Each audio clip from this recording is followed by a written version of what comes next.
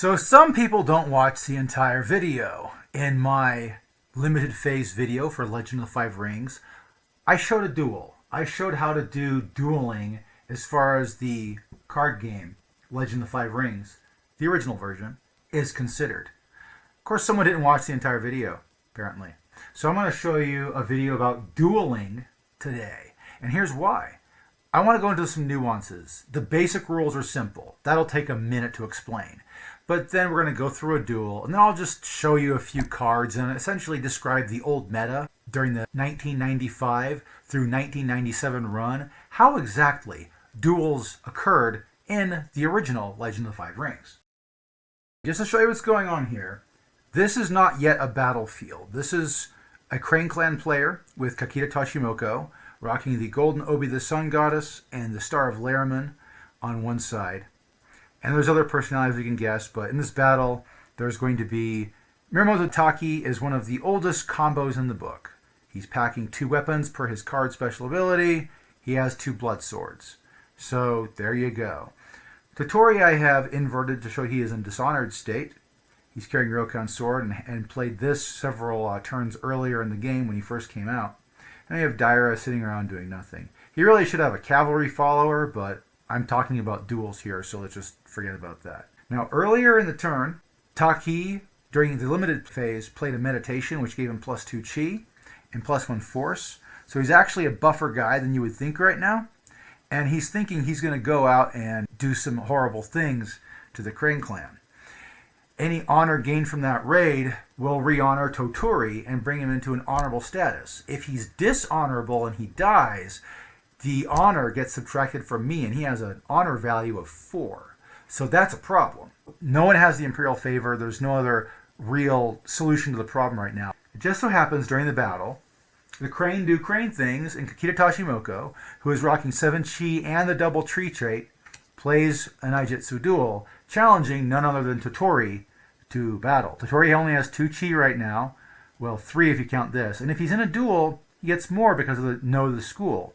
Now, Totori's trying to keep on the down low about that, but if the player asks how much chi he gets, Totori's player has to tell him how much. So the game does play fairly. You can try to be a persnickety, but it's up to the enemy to make the mistakes. And this Crane Clan player is like, you know what?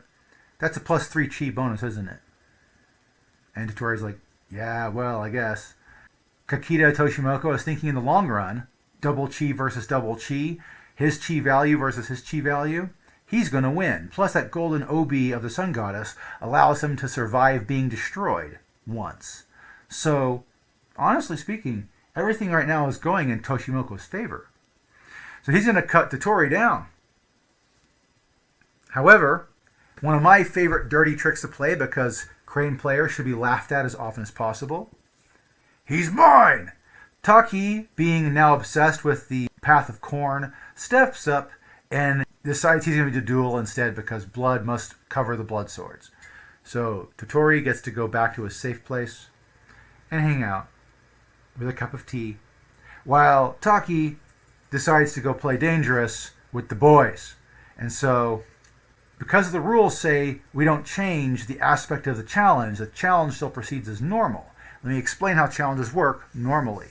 So, normally in a duel, you have a challenger and the challenged. The challenger invites the challenged to first focus or strike a card. This is taken from the hand. They're all fate values, and they're placed face down. You don't touch them, but they're placed in a specific order too. The first one goes down, then the other player on the other side can decide to focus or strike too. So he does, right? And the other side can decide, do I want to focus or want to strike? When you strike, you count up all the values, you reveal all the cards, you total up everything, and you decide who has the higher score. Highest score is the victor. Ties count as losing, and the effect of losing gets put on the duel. In the original 1995 to 1997 run, the effects of losing a duel was death of the personalities involved. So he focuses too. And Toshimoko decides to focus. After all, Toshimoko has a fat hand. The Dragon Clan has more cards to play than just dueling cards. The advantage is all Toshimoko's. Well, until the dragon decided to play dirty. They're going to land a Breaking Blow. Breaking Blow is a card that allows you to target an item and destroy it. But he's also going to play a reaction to that targets the focus value of the card and increases it by 1. This is played as a reaction to Breaking Blow, and as his targeted item. Now I could go after the golden Obi the Sun Goddess that adds +3 chi and allows him to survive being destroyed once, but the Star of Lariman gives double chi. That is nasty, and that's going to go bye-bye. Now this annoys Toshimoko's player because this is a good card, but it's destroyed, goes in the destroyed pile. And as a result of that, Toshimoko's player is going to strike. Let's go where that goes. So he reveals his 2 values, which are 4 and 4, not 8 and 8 if the double chi was in play. Now, no double chi is in play on Taki's side, right? So what did he play? He played one of my favorite tricks to do. He played Strike of Flowing Water, which is a focus value of 3, and then he played People's Champion, a focus value of 4, but the Strike of Flowing Water doubles the next value. So this counts as an 8, this counts as a 3, this counts as a 2, total of +13 onto Taki's 5, 6, 7 over here. So he is now at 20 chi. He is at 18 chi, and he is going to lose the duel and die. But he doesn't die. There's a golden Obi, the Sun Goddess, that specifically says, if this personality is about to be destroyed, destroy the Obi instead. So the Obi gets destroyed and gets put into the discard pile. The focus values you play, unless something else has otherwise, get put in the discard pile.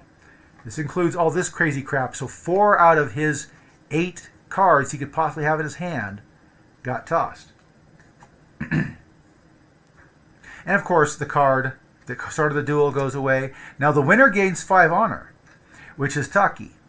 Now, that doesn't go help Totori right away. Usually, at a battle's resolution or a duel resolution, an honorable duel, like Totori, would have gotten that taken care of. Now, the funny thing is, think about it. Totori could have accepted the duel and dropped a focus card. However, he didn't know what was going on over there, and that guy had double chi, on top of what Totori had for double chi, plus he was starting at a 2 chi, well 6 chi really total. He was behind the game. So what happened is Taki decided to play interference. Here's why. All those go in the discard pile. The turn in the game passes to the dragon. Dragon's going to play Aijitsu Duel, Totori versus Kakita Toshimoko. Now, Totori has double chi. Kakita Toshimoko is naked. Guess what? That isn't fair. And the only way he can win is by calling a strike. Believe it or not, that would do the trick. That would kill Totori and cause Toshimoko to stay alive. Oh yeah, I forgot something. Those blood swords increased in power because of that. He can do that. Kill Totori, I get to lose honor. So it's pretty much the equivalent of I don't gain any honor from that duel whatsoever because I lost honor from Totori's death. So Totori dies as a result of that calling of a strike. But the funny thing is, had the player been more cocky and decided to play the game, Ryokan's sword was a really cool sword.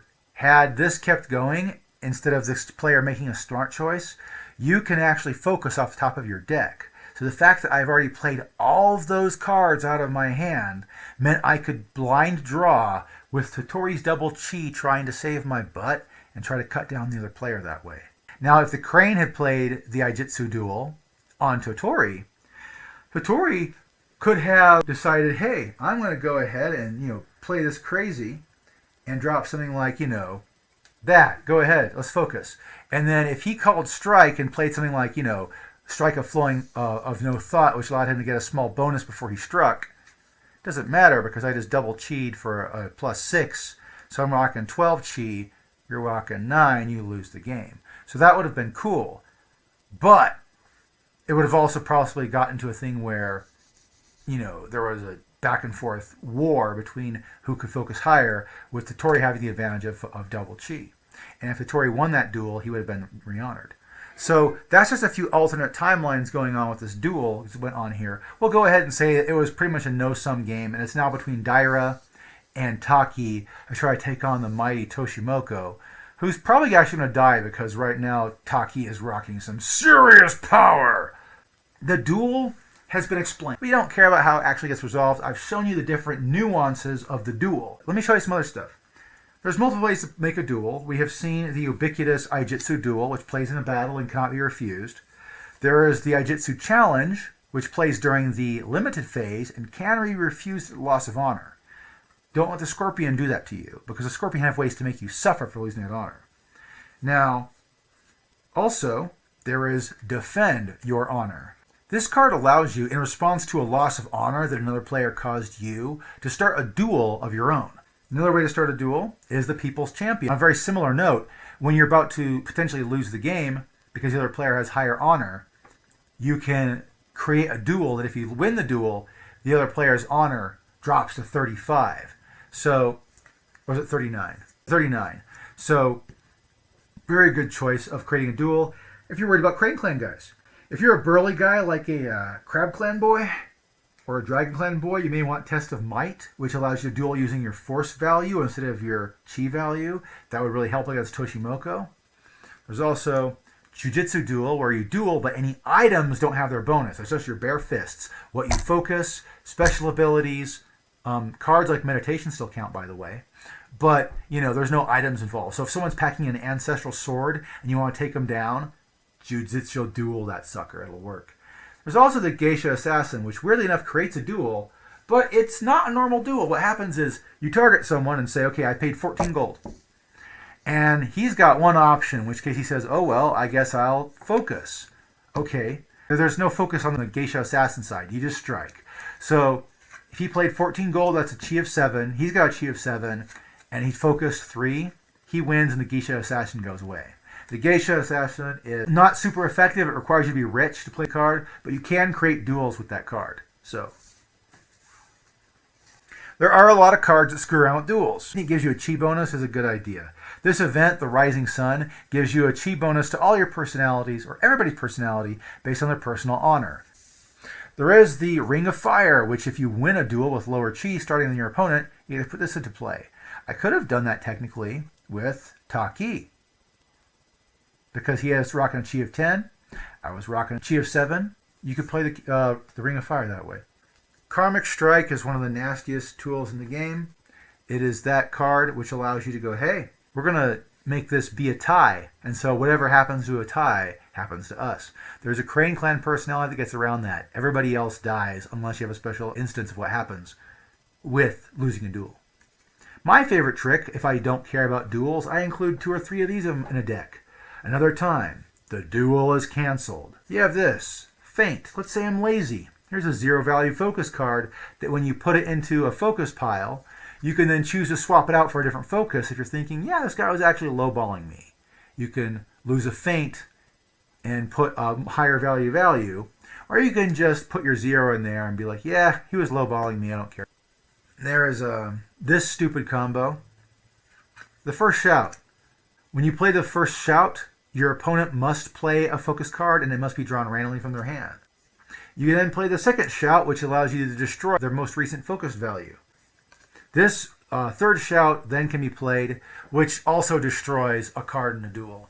It gives you a nice hefty 7 chi bonus onto your character. You've killed off 2 of the opponent's focus values, and you're doing pretty good. It's only available in the Forbidden Knowledge set.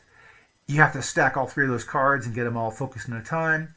It's not that great, but it's kind of cool.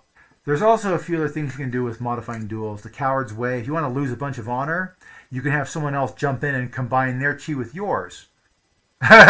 So Daira and Totori together could have jumped up on Kakita Toshimoko and killed him at the loss of 7 honor and the dishonor of the personalities involved. There's also a lot of stuff that just helps out with duels.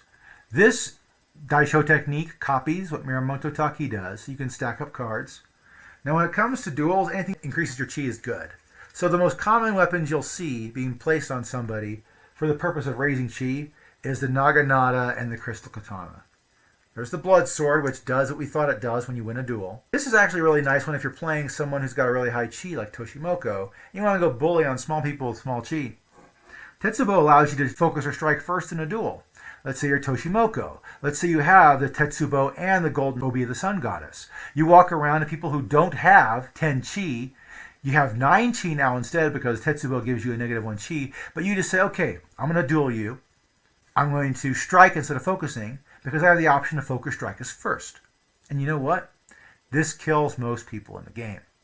Very broken combo. There's also the Wakizashi, which is just an add-on weapon that anybody can carry that just adds +1 chi.